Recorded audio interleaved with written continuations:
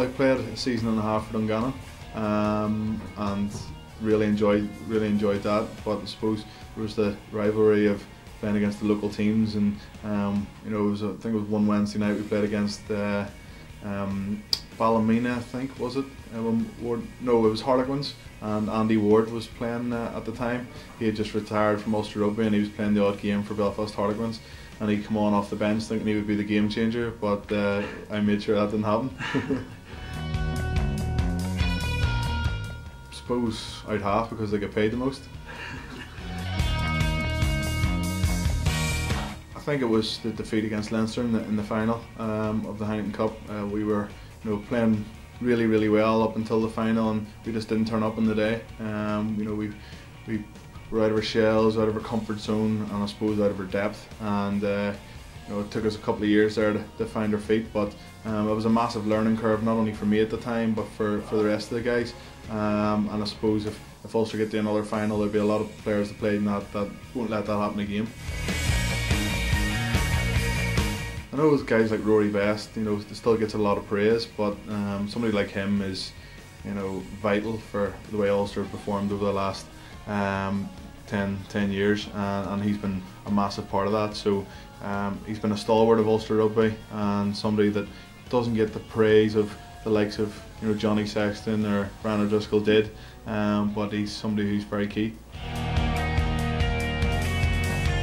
Well, when you represent your country, every game was pretty physical and pretty tough, but I suppose against the big teams, Australia, New Zealand, Wales, England, were fantastic. And unfortunately at the World Cup in 2011, you know, Wales, you know, got the better of us on the day, but I can remember the build up to that game was just so intense.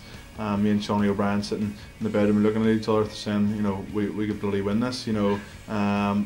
But that wasn't to be. But yeah, all the big teams. But I suppose for me, a personal highlight of my career is scoring my first international try against New Zealand. Italy and Argentina were always really tough, just because we were physical, scrappy. You were in for a tough day at the office, and especially if the rain came down, it made things a lot more difficult. It was South Africa in 2009 with the Lions until I injured myself, so I'll never be going back to South Africa, I don't think. New Zealand, Australia, great places to tour, but I think New Zealand just pips it. I was pretty good at throwing the javelin in school, won the Ireland schoolboys and that kind of thing, and was tempted to give it a go at a higher level, but rugby was a team sport that I enjoyed more. That old, you know, being on your own a lot with the javelin throwing wasn't for me, but I think probably golf, if I was going to turn back the clock and have a go at something. I suppose one of the biggest memories was playing against Australia in the World Cup in New Zealand, and you know, it was a momentous occasion, and I heard, you know, back in Dublin there was 12,000 people or something at the O2 at 7 o'clock in the morning, you know, supporting the team, and you know, my Twitter followers went from 30,000 to 60,000 inside 24 hours, just for lifting Will Guinea up and dragging him back 5 yards. But it was one of those days that I'll never forget, and I suppose it's all about the changing room afterwards, and that was a changing room I'll never forget. I think this the tip tackle at the minute is getting out of hand. You know, I remember playing schoolboy rugby where, you know, you just ran out and tried to dump somebody in their back, and you know, it's just getting a wee bit too. It's a bit of a grey area now with the tip tackle, but it happened to me. I got yellow carded against Wales.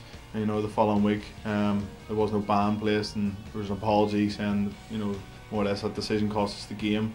So that's something that sticks in my mind, and I think the way the game's going, especially when the Ruan Pienaar's putting up a box kick and Andrew Trimble's chasing it, and they're now having to wait for the ball to come down, and don't want to challenge for it in case they get yellow carded. So that's something I think it needs to be looked at for me.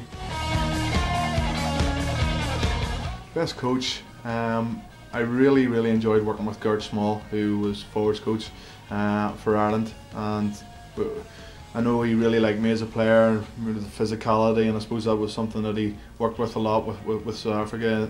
And you know, it was sad to see him go, and I know he struggled a bit with his health over the time he was here. But he was a fantastic coach. I had a lot of respect for him, and hopefully cross paths again with him in the future.